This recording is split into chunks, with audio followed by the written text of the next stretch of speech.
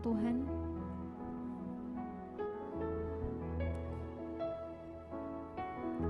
Ku berikan hatiku dan jiwaku,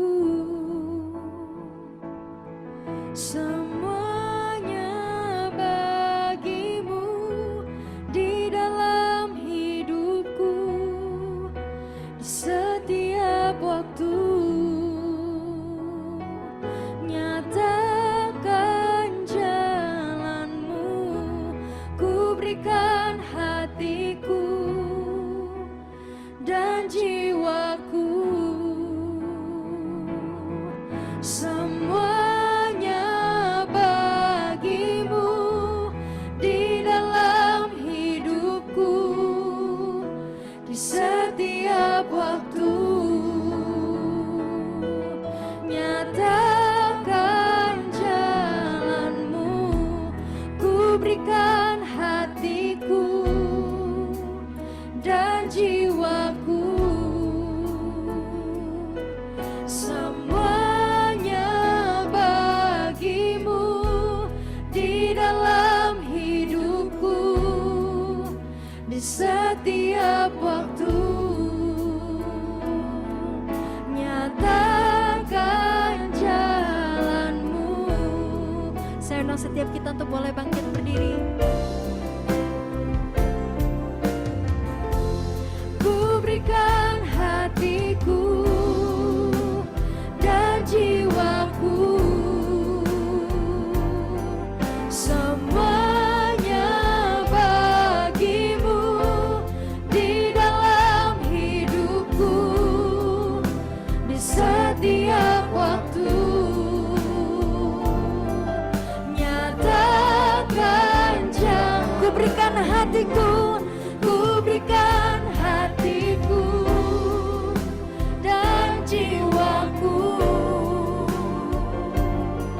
semuanya bagimu di dalam hidupku, di setiap waktu.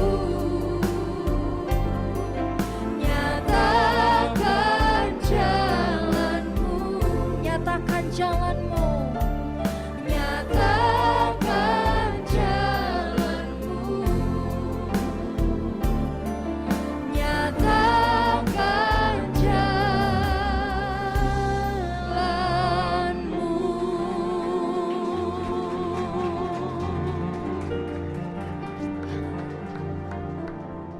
Bapa, ini doa kami pada pagi hari ini. Biarlah kiranya Engkau senantiasa nyatakan jalan-Mu dalam hidup kami, supaya kami tidak keliru, kami tidak tersesat, sehingga kami juga akhirnya boleh mengerti kehendak Tuhan.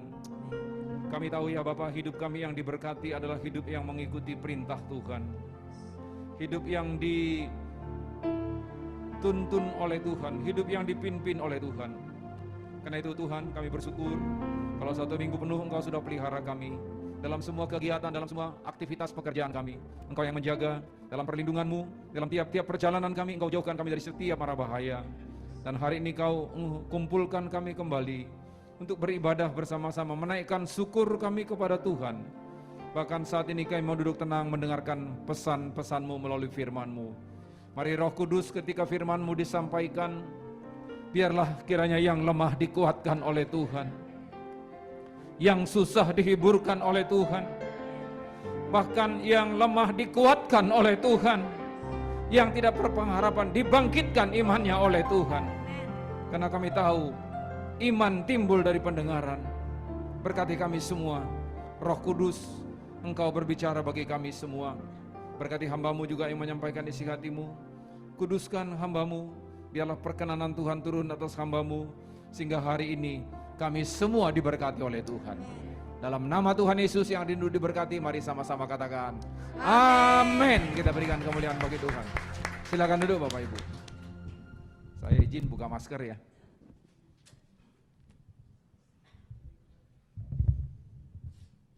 Sudah steril. Sejak saya akhir tahun yang lalu kena juga. Tetapi puji Tuhan, Tuhan tahu saya tidak kuat, jadi dikasih yang Omikron aja, tidak dikasih Delta. Mungkin kalau Delta tidak kuat jadi dikasih Omikron saja. Jadi ya tapi bisa juga merasakan bagaimana perasaan orang sakit walaupun Omikron ada intimidasi. Karena waktu itu saya lagi di Sydney tapi saya sempat berpikir juga, Tuhan, masa saya mati di sini? Itu ada suara-suara itu begitu itu. Mengerikan memang itu kadang-kadang waktu orang sakit itu pergumulan ketika kita kena waktu itu. Waduh, Tuhan, dengar-dengar kalau bawa jenazah ke Indo payah juga ya, sampai ada suara-suara seperti itu Bapak Ibu. Tetapi puji Tuhan ya, Tuhan itu baik, Tuhan itu tidak pernah terlambat menolong, dan yang terpenting Tuhan ternyata agenda Tuhan belum selesai. Jadi bukan berarti kalau yang sudah dipanggil Tuhan berarti dia lebih jelek dari kita, enggak. Agenda Tuhan sudah selesai. Katakan amin. Karena itu kalau kita hidup sampai hari ini, Tuhan masih punya agenda dengan kita masing-masing. Ayo kita katakan yuk, Tuhan masih punya agenda dengan saya. Amin. Jadi berapapun umur kita, saya ingat saya punya tante, adiknya mama saya, umurnya sudah dekat 90, sudah kena virus LUPA, lupa. Kamu siapa? Saya sebut nama saya ini, terus disebut nama mama saya. Oh itu pacarmu ya? Aduh sedih saya Bapak Ibu. Mama saya dibilang pacar saya. Tetapi Tuhan kasih yang terbaik. Ya. Tapi ada juga yang masih muda. Ya. Masih muda malam, enggak sakit apa-apa. Ketika dibangunin, sudah Tuhan panggil. Agenda Tuhan sudah selesai dengan dia. Nah karena itu ketika kita hidup kita ini harus menjadi berkat. Katakan hidup kita harus jadi berkat. Kalau hidup kita menjadi berkat Bapak Ibu, aduh hidup kita ini indah, enjoy. Ya. Kadang-kadang orang hanya cari berkat aja, cari berkat. Nah kalau kita hanya cari berkat Bapak Ibu, kita tidak pernah puas. Tapi kalau hidup kita jadi berkat, wow. Mungkin kita berpikir, aduh saya juga masih susah, gimana hidup jadi berkat Pak. Ingat kisah 5.000 orang dikasih Tuhan Yesus mujizat. Awalnya dari mana? Masih ingat? Apakah ada di sana konglomerat? Apakah di sana ada pabrik bakery yang dekat? Tapi asalnya dari mana? Anak kecil bawa bekal, kemungkinan hanya bawa 5 ketul roti, 2 ekor ikan. Apa artinya 5 ketul roti, 2 ekor ikan? Ada 5.000 orang laki-laki, belum termasuk ibu-ibu. Bahkan kalau ibu-ibu kadang-kadang kan masih bungkusnya lagi kan. Jadi awalnya 5 ketul roti, 2 ekor, tapi diserahkan kepada Tuhan. Itu yang indah. Ketika diserahkan kepada Tuhan, maka saya suka pakai istilah ini, pakai matematik surga, jangan matematik dunia. Kalau matematik dunia apa? 5 tambah 2 dibagi 5.000 orang hanya laki-laki, hasilnya semua lapar. Itu matematik dunia, semua juga orang tahu, enggak usah sekolah juga tahu. Tapi kalau matematik sorga, 5 ekor ikan ditambah 2 ketul roti, apalagi? Oh, belum. Apalagi? 5 ketul roti tambah 2 ekor ikan, tambah ucapan syukur, kata Pak Albert, itu yang benar. Ya. Walaupun mungkin 5 ton ikan, 5 ton roti, kalau enggak ucap syukur, kurang. Betul. Tapi kalau 5 ketul roti, 2 ekor ikan, plus bersyukur. Baru dibagi 5.000 orang, hanya laki-laki loh. Orang Surabaya bilang kabeh warak. Semua kenyang. Dan sisa 12 bakul. Murid-murid dapat 1 bakul. Jadi itu tergantung, mari. Tuhan mau kita ini semua jadi hidup yang menjadi berkat. Yang muda, yang sepuh, siapapun kita. Saya tahun depan, umur saya Cikcap ya, 70, betul ya? Cikcap ya, betul ya? 70 saya enggak sadar. Malah 7 ini tahun depan. Aduh. Tahu rasanya kok seperti kayak masih gocap rasanya kok. Saya kalau pulang ke Medan, di mana saya dulu sampai umur 20 tahun dibesarkan di sana, tetangga saya sudah banyak rapture. Jadi baru, oh iya sudah umur juga ini. Nah, mari kita kembali ke teks kita. Mari, katakan yuk, saya rindu menjadi berkat. Katakan. Saya ketuk lagi yuk, sambil kita pegang, kita imani, hidup kita bisa jadi berkat. Tuhan, saya rindu jadi berkat. Sudah ngomong 2 kali, boleh katakan kepada teman di sebelahmu, hidupmu harus jadi berkat. Katakan 2, 3. Amin. Kita berikan dulu kemuliaan bagi Tuhan. Haleluya. Izinkan saya membaca firman Tuhan dulu dari Keluaran pasal yang kedua. Saya baca ayat 1 sampai dengan ayat 5 saja. Firman Tuhan berkata demikian. Musa lahir dan diselamatkan. Seorang laki-laki dari keluarga Lewi kawin dengan seorang perempuan Lewi. Ayat 2. Lalu mengandunglah ia dan melahirkan seorang anak laki-laki. Ketika dilihatnya bahwa anak itu cantik, disembunyikannya 3 bulan lamanya. Tetapi ia tidak dapat menyembunyikannya lebih lama lagi. Sebab itu diambilnya sebuah peti pandan, dipakalnya dengan gala-gala dan tir. Diletakkannya bayi itu di dalamnya dan ditaruhnya peti itu di tengah-tengah terberau di tepi sungai Nil. Ayat 4. Kakaknya perempuan berdiri dari tempat yang agak jauh untuk melihat apakah akan yang terjadi dengan dia. Maka datanglah putri Firaun untuk mandi di sungai Nil, sedang dayang-dayangnya berjalan-jalan di tepi sungai Nil. Lalu terlihatlah olehnya peti yang di tengah-tengah terberau itu, maka disuruhnya hambanya perempuan untuk mengambilnya. Nah, Bapak Ibu, hari ini kita belajar tentang biografi dari seorang hamba Tuhan yang besar dalam perjanjian lama, itulah Musa. Ya. Nah, Musa dilahirkan sebenarnya adalah dari korban politik. Ya. Dia adalah anak yang tertolak, Bapak Ibu. Kenapa? Karena dia lahir pada waktu orang-orang Israel ditindas di Mesir. Kenapa kok orang Israel ada di Mesir? Kita ingat ketika dulu waktu kelaparan. Jadi Yusuf anaknya Yakub sudah jadi orang kedua di Mesir. Jadi Yusuf akhirnya menjemput keluarganya, semua diboyong ke Mesir. Dikasih di tempat yang terbaik namanya tanah Goshen. Sampai hari ini kalau ada kesempatan nanti ke Kairo boleh mampir. Tanah Goshen itu tetap menjadi satu tempat tujuan wisata. Nah, tetapi setelah beberapa ratus tahun, setelah berapa lama Yusuf mati, tidak ada lagi yang ingat satu orang pun jasa Yusuf. Dan orang Israel ini makin lama makin banyak. Maka orang Mesir itu takut, nanti kalau satu hari kelak orang-orang Israel ini semua bersatu melawan kita, waduh, berarti kita ini bisa jadi terbalik, kita yang dijajah, mereka yang penguasa. Maka sejak saat itu pemerintah Mesir mengeluarkan satu peraturan, setiap bayi yang laki-laki lahir dibunuh.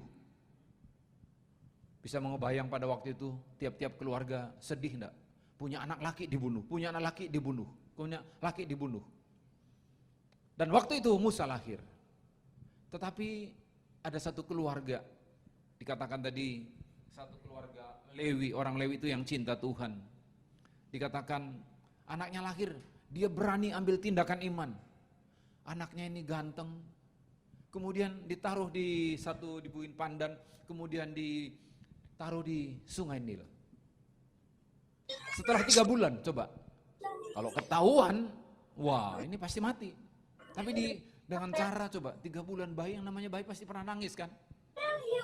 Tapi saya enggak tahu, mungkin ya itulah hikmat Tuhan, perlindungan Tuhan ya. Tuhan melindungi, tidak ada yang tahu. Setelah ditaruh di tepi sungai Nil, kakaknya dia lihat dari jauh, jadi apa ini adikku, ini juga kakaknya ini mungkin apa ya, ketar-ketir. Coba tiba-tiba ada ombak besar, ada buaya lewat atau gimana, bisa aja terjadi tuh. Tiba-tiba kok putrinya Firaun lagi mandi di sungai Nil. Kenapa kok enggak misalkan perampok, tentara, ini ada bayi, pasti orang Mesir dibunuh. Tapi kok putri Firaun yang mandi? Jadi artinya apa? Artinya Musa itu lahir dalam situasi yang sulit. Musa lahir ketika dia pada suatu situasi di mana orang-orang Israel lagi ditindas. Kita melihat di tempat ini bahwa Tuhan senantiasa membangkitkan seseorang yang mau dipakai Tuhan ketika satu komunitas, ketika satu bangsa sedang dalam tekanan. Tuhan senantiasa membangkitkan seseorang untuk melepaskan umatnya dari setiap tekanan yang terjadi. Kalau kita membaca sejarah, itu yang terjadi. Bahkan kalau saya lihat lebih kecil ya, dalam satu keluarga, kadang-kadang ada satu keluarga yang begitu jauh dari Tuhan. Tetapi tiba-tiba ada saja satu orang dari tengah-tengah keluarga itu yang tidak kenal Tuhan, dipanggil Tuhan supaya jadi berkat bagi tengah-tengah keluarga itu. Saya satu-satunya dari keluarga besar saya yang dipanggil jadi hamba Tuhan. Tadinya saya ada keponakan, wah puji Tuhan, ada ponakan saya jadi hamba Tuhan, saya happy. Dia sudah sekolah Alkitab. Akhirnya, ya saya juga tidak mau menghakimi. Tadi kan katakan ada perbedaan, kita tidak boleh menghakimi. Dia akhirnya pergi sekarang, dia tinggalkan dia pergi bekerja secara sekuler. Tapi saya berkata, jadi secara full time, hanya saya sendiri sebagai hamba Tuhan dalam pengertian full time. Ya. Nah Bapak Ibu, dari kakek-kakek saya tidak ada yang jadi pelayan Tuhan. Saya pun sebenarnya tidak punya planning jadi hamba Tuhan. Bahkan ketika saya dipanggil Tuhan, saya mesti nego sama Tuhan. Saya katakan gini, Tuhan, masa model saya kayak gini cocok jadi hamba Tuhan? Bagaimana kalau saya punya saudara yang nomor 4, wah itu orangnya baik. Ya. Kalau saya di tengah-tengah keluarga suka troublemaker, bikin soal, ya, selalu bikin kacau, bikin gaduh. Tapi adakah saudara saya ini, kakak saya ini nomor 4 ini orangnya baik, kalem, pembawaannya pun senantiasa menyenangkan orang, ya, ngomongnya pun kalem-kalem. Misalkan kalau ngomong gitu, saudara, selamat pagi Bapak Ibu. Kalau saya aja enggak sabar dengar-dengar gitu. Tetapi Tuhan bilang, Tuhan gimana kalau Tuhan panggil dia aja? Tapi Tuhan katakan, sepertinya Tuhan marah. Kamu yang saya panggil. Ya, Tuhan sudah marah gitu, mana berani nego lagi sudah. Tinggal udah berani angkat tangan sudah tinggal. Tuhan kalau Tuhan mau pakai yang model gini, ya udah. Ya Tuhan terserah Tuhan. Udah angkat tangan, enggak berani nego lagi Bapak Ibu.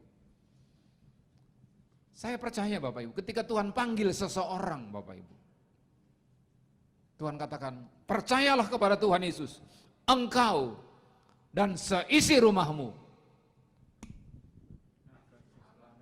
akan diselamatkan. Amin. Tapi bukan terjadi secara otomatis. Ada bagian kita. Bagian kita apa? Bagian kita melalui kesaksian hidup kita. Ya, kita bersaksi. Ya, kita cerita, who is Jesus? Siapa Yesus? Yesus bukan hanya sekedar nabi, dia adalah Tuhan dan juru selamat. Amin. Dulu saya ketika umur 20 tahun saya terima Yesus. Walaupun papa mama saya cinta Tuhan. Walaupun dia bukan pendeta, tapi tiap malam ada mesbah keluarga. Tiap malam. Tetapi saya hanya Kristen KTP. Dan tiap minggu hadir di gereja, tiap minggu tidak pernah absen. Kalau berani absen nanti dimarahin, tidak berani kita ngelawan orang tua kan. Tiap minggu pergi ke gereja. Tapi baru umur 20 tahun saya terima Yesus. Sebelum saya terima Yesus, saya memiliki sikap hati saya itu MDS, masa depan suram. No hope, tidak ada pengharapan. Saya pikir, aduh jadi apa saya nanti ya? Kenapa? Saya anak bungsu di antara 6 bersaudara, orang tua saya tidak sanggup biayain kuliah, jadi saya pikir aduh sudah masa depan suram. Tapi ketika saya ditangkap sama Tuhan dalam satu camp, akhirnya saya menyerahkan hidup kepada Tuhan. Tuhan rubah. Yang dulu saya lihat pohon-pohon, daun-daun pisang kering-kering, saya lihat kok seperti bunga-bunga anggrek yang indah. Saya tiba-tiba ada satu percaya diri. Dulu saya orangnya minder Bapak Ibu. Tidak berani ngomong. Kenapa? Kalau anak bungsu kan biasanya saudara-saudara yang kakak-kakak yang sudah lebih tua yang ngurus-ngurusin, si bungsu tinggal makan. Bahkan kalau sudah si bungsu pun itu biasanya kalau sudah tua pun sudah besar pun dipanggil, "Dek, sini Dek, sini Dek." Nah, itu nasib anak bungsu begitu. Kalau di keluarga besar kan gitu. Tapi justru si bungsu yang dipanggil oleh Tuhan. Tapi saya bersyukur ketika saya dipanggil menyerahkan hidup saya kepada Tuhan, ya. Maka anggota keluarga saya pun satu-satu dipanggil, artinya sungguh-sungguh mau menyambut Yesus. Terima Yesus, walaupun semuanya tadi orang Kristen, tetapi hanya Kristen KTP. Mari Bapak Ibu, kalau engkau dipanggil jadi percaya kepada Tuhan, imani bahwa engkau dan seisi keluargamu akan diselamatkan Tuhan. Tetapi ada bagianmu. Bagi kita orang tua yang punya anak, doakan anakmu satu persatu. Yang punya menantu, doakan menantumu satu persatu. Dan jangan pilih kasih. Kalau ada anakmu 3, ini anak papa, ini anak mama, ini yang 3 anak tetangga. Atau anak opa ini miripnya mirip opa, mirip engkong ini anaknya engkong ini anak engkong. Jadi ini yang satu ini anak papa, ini anak mama, ini mirip engkong, anaknya engkong. Jangan. 3-3 kalau Tuhan 3 ini 3-3 anak papa, 3-3 anak mama. Ingat enggak kisah Esau sama Yakub? Papanya sayang Esau, mamanya sayang Yakub, berkelahi sampai bapaknya mati baru dua-duanya berdamai. Saudara-saudara yang dikasihi oleh Tuhan, mari kalau engkau percaya engkau diselamatkan itu bukan kebetulan. Amin. Mungkin keluarga kita tidak kenal Tuhan, tetapi engkau mau dipakai Tuhan. Kalau engkau percaya engkau akan diselamatkan bersama dengan seluruh keluargamu. Saya tiap hari doakan anak saya, menantu saya, cucu saya. Anak saya kan 3, pertama perempuan, kedua wanita, yang ketiga cewek. Tapi luar biasa, Tuhan kasih cucu yang pertama laki-laki, yang kedua pria, yang ketiga cowok. Nah, luar biasa ya. Anak semua cewek, Tuhan kasih cucu semua cowok. Tapi saya percaya, saya tidak pernah menyesal ya. Kenapa Tuhan kok anak saya semua cewek? Bahkan kalau menurut pengalaman penggembalaan pastoral, anak perempuan itu lebih dekat sama orang tua. Coba, mertua saya tahun lalu dipanggil Tuhan, umurnya 87 tahun.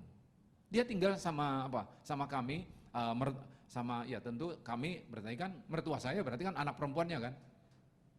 Padahal kalau secara ekonomi ipar-ipar saya jauh lebih diberkati. Tapi kenapa tidak ada mau tinggal? Dia sama mantunya mungkin tidak terlalu bebas ngomong sama daripada anak-anaknya sendiri. Jadi kalau anaknya sendiri bebas ngomong. Jadi saya tidak pernah nyesal, aduh Tuhan kenapa kok cewek ini tidak ada bawa marga, ya, tidak ada bawa marga saya.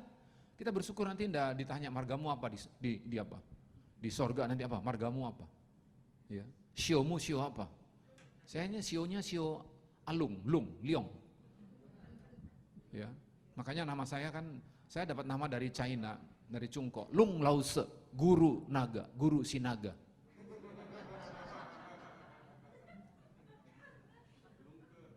Tapi sinaga itu sudah dikuduskan oleh Tuhan. Sinaga itu artinya sibuk nangani gerakan Allah. Amin. Nah, jadi mari. Tuhan memanggil Musa karena Tuhan mau pakai untuk menyelamatkan umatnya. Anda dipanggil, diselamatkan oleh Tuhan supaya Anda jadi berkat bagi keluarga Anda. Bahkan mungkin bukan bagi keluarga, tapi banyak orang. Ini yang pertama. Yang kedua, lanjut. Saudara-saudara yang dikasihi oleh Tuhan, Mesir waktu itu adalah bangsa yang besar. Ya. Musa dididik di dalam istana di Mesir dengan segala hikmat orang Mesir.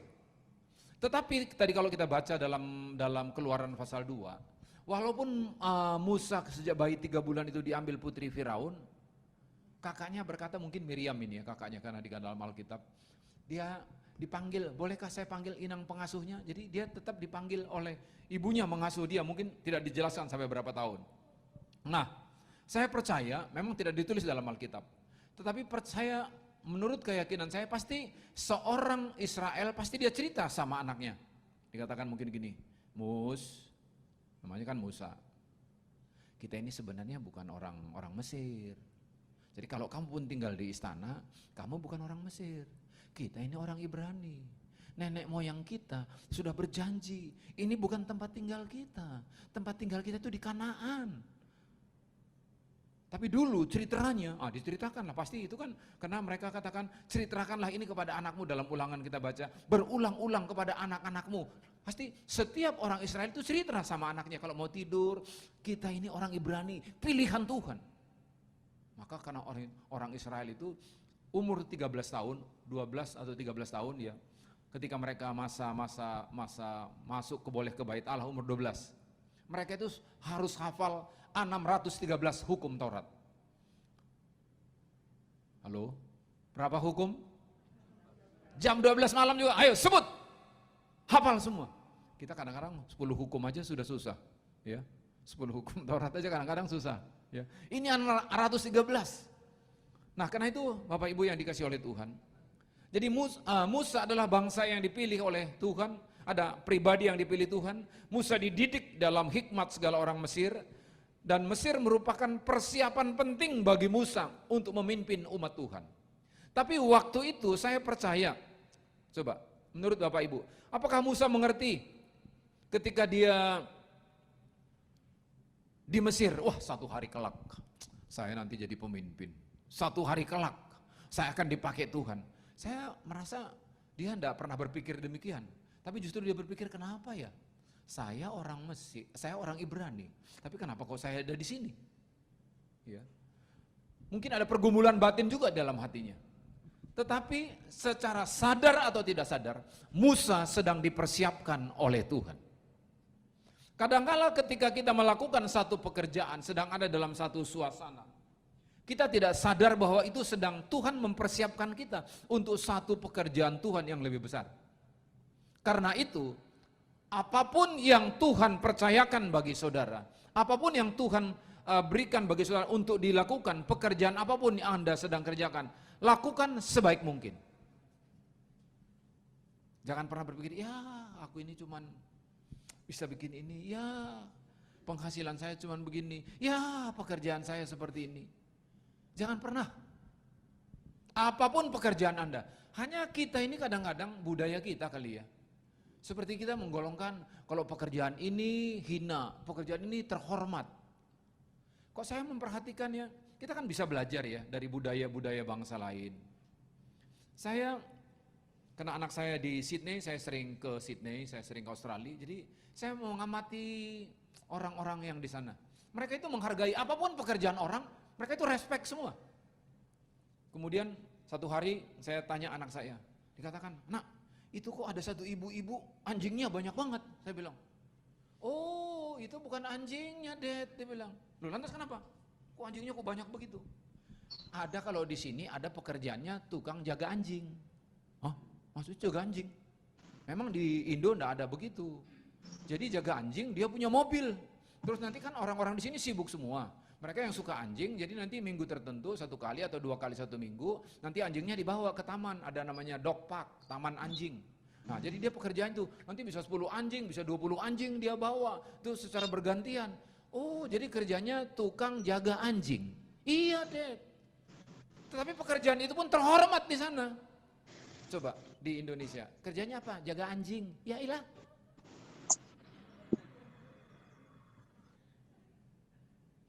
Tidak ada ayatnya kalau jaga anjing tidak terhormat. Tapi kita ini mungkin kenapa ya? Coba kita renungkan ya. Mungkin karena budaya ya. Di sana ada orang tamat S1, kerja di mana? Di kafe, restoran. Coba di Indo.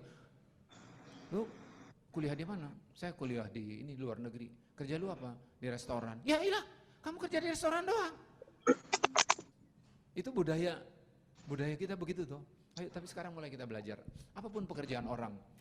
Kecuali kalau dia nyolong, itu pekerjaan yang tidak harus dilakukan. Tapi apapun pekerjaan orang, ya, kita harus respect sama orang itu. Saya senang di Singapura itu, ya, Perdana Menterinya menghargai orang-orang senior citizen, orang-orang tua. Jadi kalau Bapak Ibu ke Singapura nanti perhatikan, orang yang bersih toilet itu 60 ke atas, orang-orang tua semua. Orang-orang yang sudah berumur, kenapa? Mereka diberikan kesempatan, walaupun sudah berumur, diberikan kesempatan membersihkan toilet, bukan sesuatu yang hina. Tidak ada ayatnya dalam Alkitab. Pekerjaan membersihkan kamar mandi, itu pekerjaan yang hina, tidak ada ayatnya. Tetapi apapun yang kamu lakukan, yang ada, apapun yang kamu kerjakan, lakukanlah seperti untuk Tuhan. Kita berikan kemuliaan bagi Tuhan, haleluya. Jadi apapun pekerjaan kita Bapak Ibu, kita tidak tahu. Ada seorang pembantu rumah tangga, ya, asisten rumah tangga. Orang Indonesia itu jago ini, jago singkatan-singkatan. Rasanya kalau pembantu Ya, alah kurang terhormat, dikasih asisten rumah tangga. Wah, kelihatannya lebih keren kan asisten. Asisten apa? Asisten profesor. Ah, ini kan biasanya kan gitu, asisten dokter. Ini asisten rumah tangga. Kerjanya tukang nyapu, bersihin kamar mandi, masak, nyuci. Nah, dia kerjanya asisten rumah tangga. Kemudian majikannya ini punya keluarga di Belanda. Kemudian dia sering foto. Mereka ini memang baik ini, asisten rumah tangga ini baik. Orangnya jujur, kerjanya telaten, pokoknya orangnya baik lah, majikannya senang. Selalu apa, kalau mereka foto dikirim ke keluarganya. Kemudian keluarganya di Belanda tanya, loh itu siapa satu? Kok ada selalu kalau kalian kirim foto kok ada keluarga saya enggak kenal, yang lain saya kenal, ini siapa? Dia tanya, oh gini, ini asisten rumah tangga kami yang sudah bekerja, orangnya baik. Lama kelamaan Bapak Ibu, ternyata keluarganya yang di Belanda itu istrinya meninggal. Singkat cerita, dia sharing sama keluarganya yang di Indo tadi. Saya kok punya pikiran kok, kalian itu punya asisten rumah tangga itu baik ya. Tapi sorry loh ya, sorry. Kira-kira kalau menurut kalian cocok enggak dia? Kalau dia pengganti istri saya. Hah? Kaget juga. Majikannya itu kan. Serius. Ya kamu datang aja dulu ke Indo. Ya panjang ceritanya, pokoknya singkatnya dia menikah dan sekarang tinggal di Belanda. Asisten rumah tangga bro. Jadi nyonya besar sekarang di Belanda. Coba dia jadi pembantu tadi apa, jadi asisten rumah tangga. Udahlah, kerja udah majikan enggak ada, udah kerja seadanya. Kalau ada baru serius banget. Kira-kira dipercaya enggak dia? Direkomendasi enggak sama majikan? Saya enggak yakin, tapi karena dia baik. Karena itu saudara-saudara, ini kisah nyata, bukan saya ngarang. Ini kisah nyata. Karena itu apapun yang kau kerjakan saat ini. Kemudian ada satu lagi. Saya 5 tahun tinggal di Hong Kong. Jadi banyak dan melayani juga TKW. Jadi banyak kisah-kisah TKW yang memilukan, tapi ada juga yang menggembirakan. Ada seorang TKW. Dia kerja sama seorang Amerika atau orang Australia, saya lupa. Salah satu warga negara itu. Nah, majikannya ini punya toko emas, berlian jewelry, toko perhiasan besar di Hong Kong. Nah, kemudian dia baik sekali. Kemudian apa yang terjadi? Ketika dia tua dan anaknya jadi ini sudah dianggap keluarga, dia puluhan tahun sudah kerja. Tahu enggak Bapak Ibu? Majikannya ini sadar bahwa sudah semakin tua dan anak perusahaan ini pun sudah diserahkan kepada anaknya. Dan dia sadar satu waktu dia mau berbuat baik kepada pembantunya ini, asisten rumah tangganya ini. Dia buat warisan Bapak Ibu. Ada sekian persentasenya cukup besar. Selain buat anaknya, diberikan untuk asisten rumah tangganya. Kita berikan kemuliaan bagi Tuhan. Haleluya. Kalau bangun satu rumah aja Bapak Ibu, wah rumah lebih dari satu rumah mau dibangun di kampung halamannya, lebih satu rumah, 2 rumah, 3 rumah pun bisa. Kenapa? Karena dia melakukan pekerjaannya sebaik mungkin. Karena itu mulai hari ini Bapak Ibu, mari apapun pekerjaanmu, lakukan sebaik mungkin. Tidak mustahil. Satu hari kelak melalui itu justru Tuhan pakai engkau menjadi satu pekerjaan Tuhan yang lebih besar, yang tidak pernah kita pikirkan, tidak pernah kita duga. Lanjut. Yang berikut ialah Musa bukan hanya sebagai buangan politik, tetapi sebenarnya Musa ini juga punya punya catatan kriminal. Ya. Hari-hari terakhir ini mass media dihebohkan, viral dengan adanya peristiwa kriminal. Kerinduan membela bangsanya ketika dia di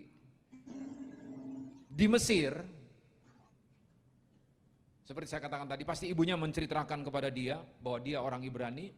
Satu saat dia jalan-jalan keluar, kemudian dia lihat orang Mesir berkelahi sama orang Ibrani. Dia nasionalisnya bangkit. Bangsa gue ditindas, gue kagak mau. Dia bela, dia pukul orang Mesir mati. Kemudian besoknya lagi dia jalan-jalan lagi, boring ya di istana melulu. Dia lihat lagi orang Ibrani 2 orang berkelahi. Kemudian dia mau memisah. Kenapa kalian berkelahi? Kemudian mereka bilang, siapa emangnya yang mengangkat engkau jadi hakim bagi kami? Kamu mau bunuh kami seperti orang Mesir yang kamu bunuh kemarin. Waduh, takut dia. Berarti orang ini sudah tahu saya pembunuh. Kaburlah dia, Bapak Ibu. Dia kabur. Dan ketika dia kabur Bapak Ibu ke satu tempat Dan di situ dia akhirnya justru ketemu dengan istrinya. Di dalam pelarian yang kita kenal anak-anaknya Jitro. Bapak Ibu yang dikasihi oleh Tuhan. Jadi Musa ini adalah sebenarnya punya catatan rapot merah. Kenapa dia pergi? Ya, meninggalkan istana. Karena dia ketahuan membunuh, mau dibunuh sama raja. Dia kabur. Tetapi Tuhan punya rencana untuk Musa. Kok Tuhan pertemukan dia dengan anak-anaknya Jitro yang lagi menggembalakan ini di tepi sumur. Kemudian tiba-tiba tergerak hatinya, waduh ini kasihan wanita-wanita, ditolongin, nimba air, dikasih untanya minum. Dan unta itu minumnya banyak loh. Jadi coba bagaimana capeknya Musa itu, ayo tenang. Karena dia berpikir, ya mungkin dia berpikir juga, mungkin orang ini bisa tolong saya. Karena dia dalam pelarian. Orang dalam pelarian kan pasti cari perlindungan. Tapi justru itu, di sana dia berjumpa dengan istrinya. Nah, dia 40 tahun di Mesir dan 40 tahun di pembuangan ini. Kerjanya ngapain? Jaga kambing domba mertuanya. Ngebayang enggak Bapak Ibu? Dari tinggal dalam fasilitas istana, sekarang jadi penjaga. Tiap hari mungkin pulang-pulang tiap hari bau pipisnya itulah bau kotorannya kambing lah. Kenapa? Kambing-kambing semua Bapak Ibu. Bisa ngebayang enggak? 40 tahun bergaul cuman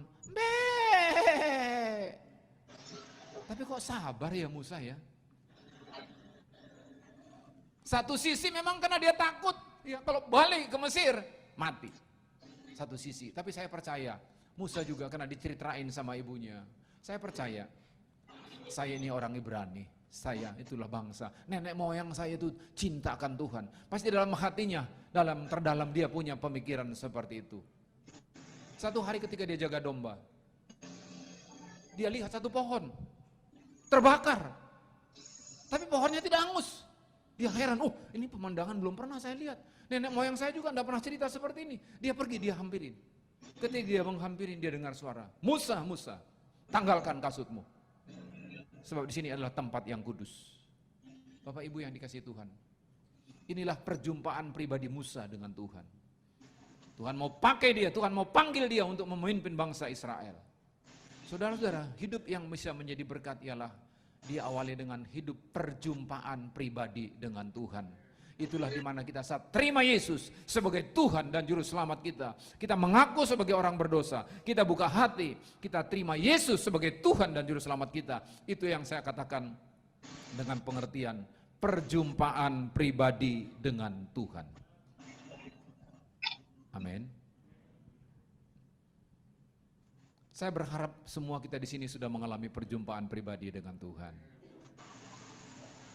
Kalau orang sudah mengalami perjumpaan pribadi dengan Tuhan, sudah lahir baru, dia percaya. Ya. Coba saya tanya ya, saya tanya sebentar ya, jujur ya, jujur. Coba saya tanya ini, ibu ini, pakai baju hitam. Kalau menurut ibu, Yesus sekarang tinggal di mana?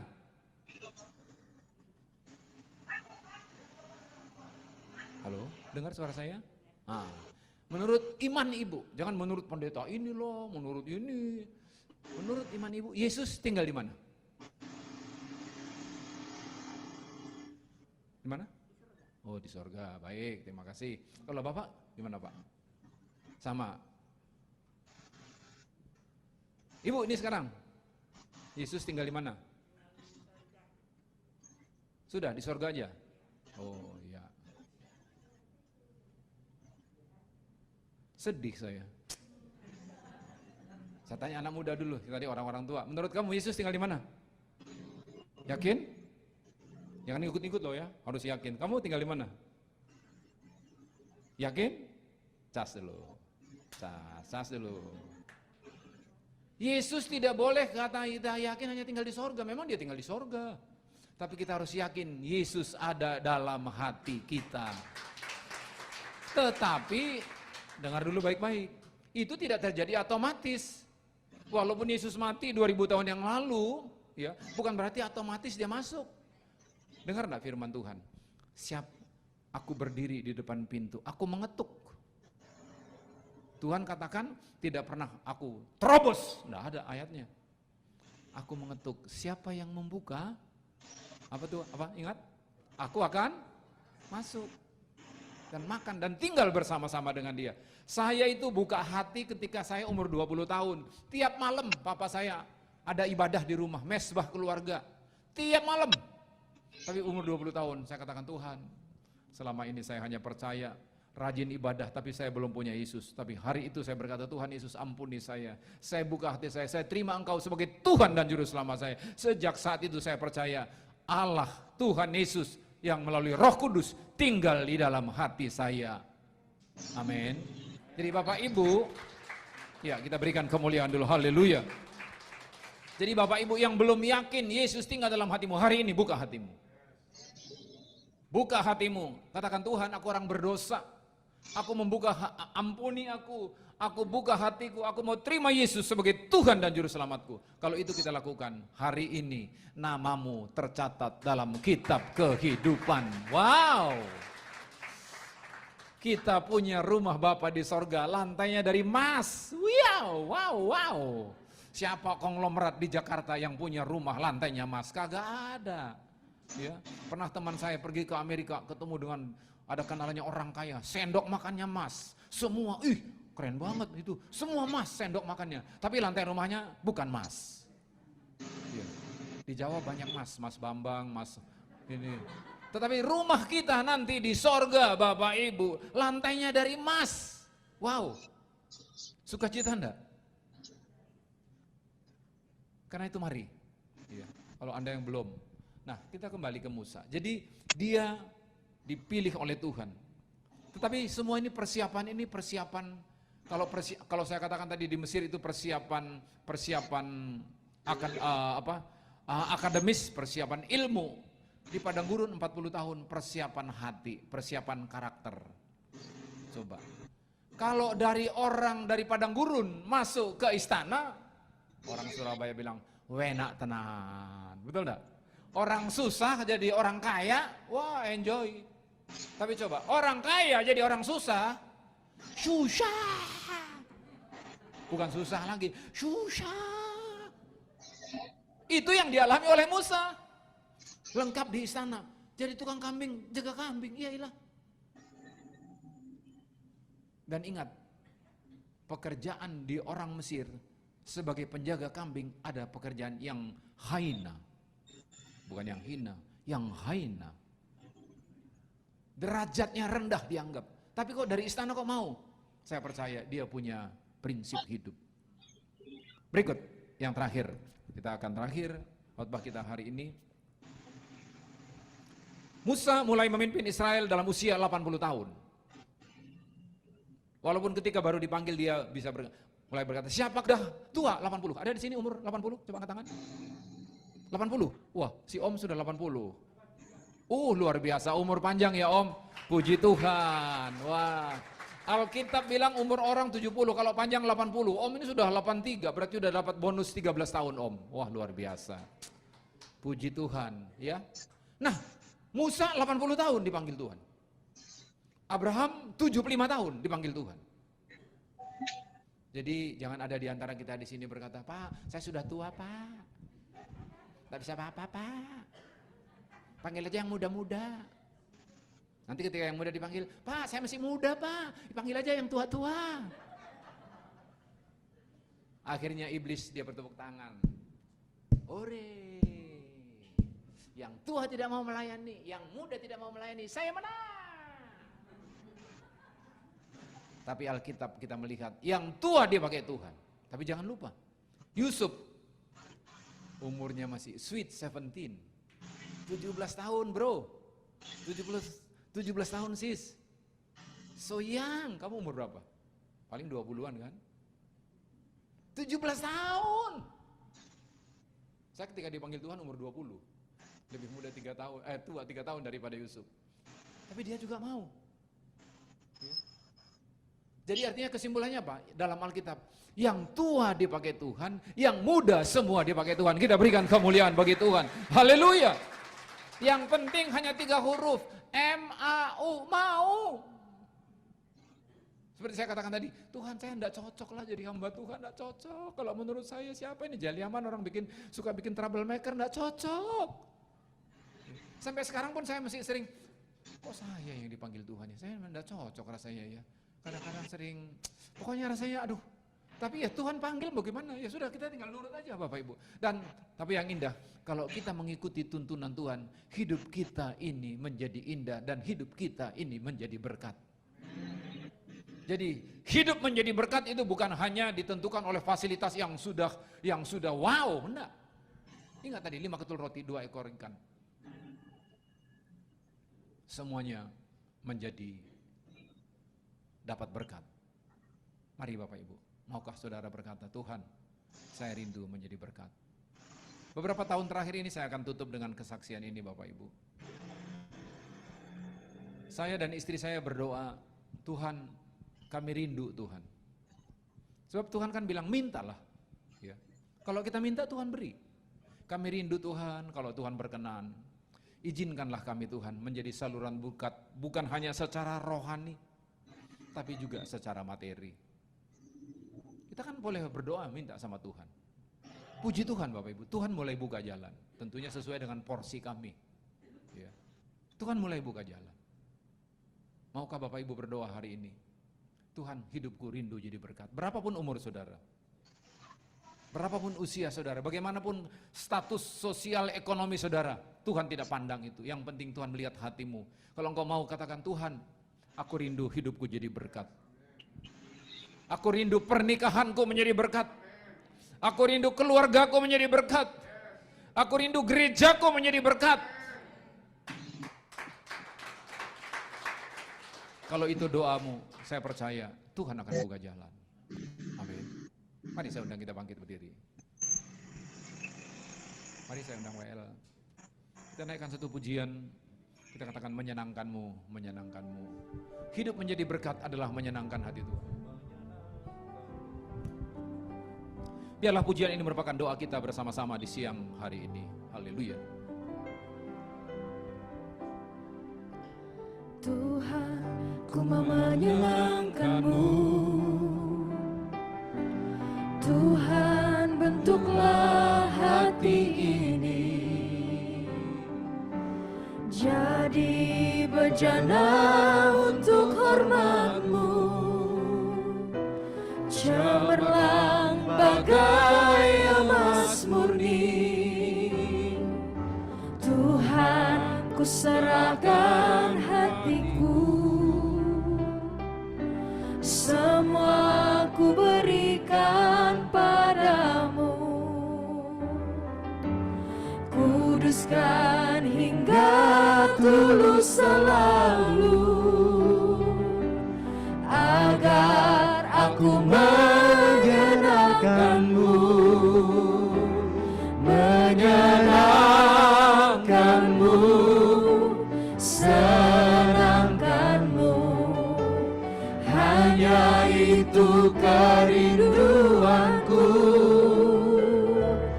menyenangkan-Mu, senangkan hatimu. Hanya itu kerinduanku, Menyenangkan-Mu, menyenangkan-Mu, senangkan-Mu. Hanya itu kerinduanku, menyenangkan-Mu, senangkan hatimu. Hanya itu kerinduanku, hanya itu, hanya itu kerinduanku, hanya itu, hanya itu kerinduanku.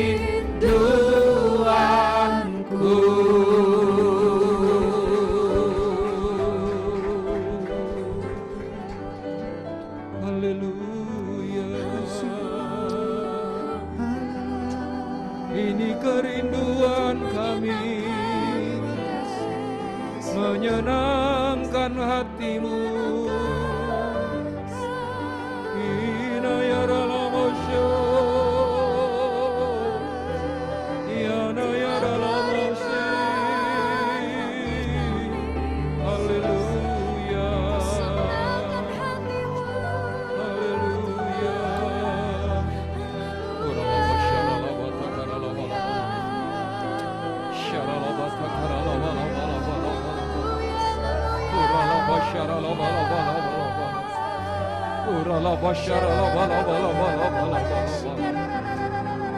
Yesus, Yesus. Terima kasih ya Bapa. Kau berikan kesempatan bagi kami merenungkan sebagian daripada kebenaran firman-Mu. Hamba-Mu terbatas, tapi kami bersyukur kami punya Roh Kudus yang tidak terbatas. Maukah Bapak Ibu berkata, Tuhan, jadikanlah hidupku ini menjadi berkat.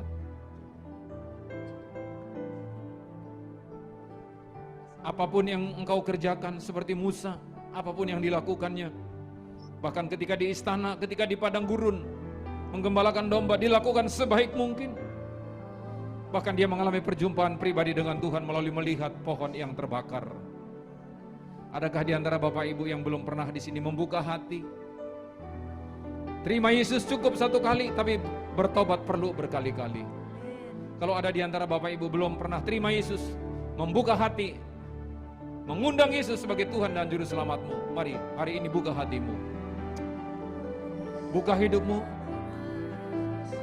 Ikuti saya berdoa, supaya engkau menjadi anak Allah, namamu tercatat dalam kitab kehidupan.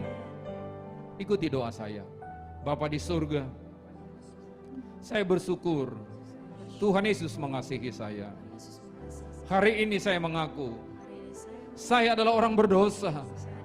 Ampuni saya Tuhan. Saya minta anugerah Tuhan. Ampuni saya. Saya mau buka hati. Saya mau mengundang Yesus. Saya terima Yesus sebagai Tuhan dan Juru Selamat saya. Tinggallah dalam hatiku, sehingga Yesus menjadi milik saya dan saya jadi milik Yesus. Saya berjanji, saya serahkan seluruh hidup saya ke dalam tangan Tuhan Yesus. Terima kasih Tuhan. Sekarang ikuti dalam hati aja. Terima kasih Bapa untuk kebenaran firman-Mu yang boleh kami dengar hari ini. Kalau Tuhan pakai Musa, Tuhan juga mau pakai kami Tuhan Yesus saat ini. Kami belajar dari Musa ketika dipersiapkan, bahkan dia melakukan apapun yang dipercayakan kepadanya sebaik mungkin, dan dia mau mengikuti tuntunan Tuhan. Akhirnya dia jadi berkat, bahkan memimpin umat Tuhan keluar dari Mesir menuju ke tanah perjanjian, itulah tanah Kanaan. Maukah Bapak Ibu Saudara berkata, Tuhan jadikan hidupku menjadi berkat, jadikan keluargaku menjadi berkat, jadikan gerejaku ini menjadi berkat. Maukah Bapak Ibu berkata demikian? Kalau engkau mau, mari angkat tangan kananmu sebagai tanda respon kita kepada Tuhan. Angkat tangan kananmu tinggi-tinggi. Saya mau berdoa bagi setiap kita yang mau berjanji, berkomitmen, mau hidupnya mau menjadi berkat. Bapak, aku berdoa Tuhan bagi tiap anak-anak-Mu di tempat ini yang berkomitmen, rindu hidupnya, keluarganya, pernikahannya, apapun yang dilakukan menjadi berkat bagi banyak orang. Aku berdoa Tuhan, kuatkan anak-anak-Mu, urapi semuanya Tuhan. Biarlah kiranya kami seperti seorang anak dalam Alkitab yang memberikan 5 ketul roti dan 2 ekor ikan kepada Tuhan. Maka diserahkan kepada Tuhan, bersyukur, dibagi 5.000 orang lapar dan semua kenyang, dan masih ada mujizat. Ada sisa 12 bakul. Kami percaya prinsip yang sama akan berlaku ketika kami serahkan semua potensi apa yang ada pada kami kepada Tuhan, dan kami syukuri apa yang Tuhan beri, akan ada mujizat. Ketika kami memberi, kami tidak pernah kekurangan. Ketika kami menyalurkan berkat, kami jadi saluran berkat. Hidup kami selalu basah, hidup kami selalu diberkati oleh Tuhan. Orang yang hidupnya menjadi saluran berkat seperti pipa ke dalam rumah kita, pipa itu tidak pernah kering. Demikianlah gambaran orang yang hidupnya menjadi saluran berkat. Dia tidak pernah kekurangan, kebutuhannya selalu dicukupkan oleh Tuhan. Karena itu aku berdoa, Tuhan urapi semua anak-anak-Mu di tempat ini, baik yang tua, baik yang muda, semuanya dipakai oleh Tuhan. Karena kami belajar dalam Alkitab, yang tua dipakai, yang muda dipakai. Saat ini kami tangkap ini Tuhan. Terima kasih Bapa. Biarlah Roh Kudus terus berbicara kepada kami, supaya hari ini kami pulang, kami dikuatkan dan disegarkan untuk terus mengikuti Tuhan. Dalam nama Yesus yang diberkati, boleh katakan sama-sama, amin. Silakan duduk Bapak Ibu.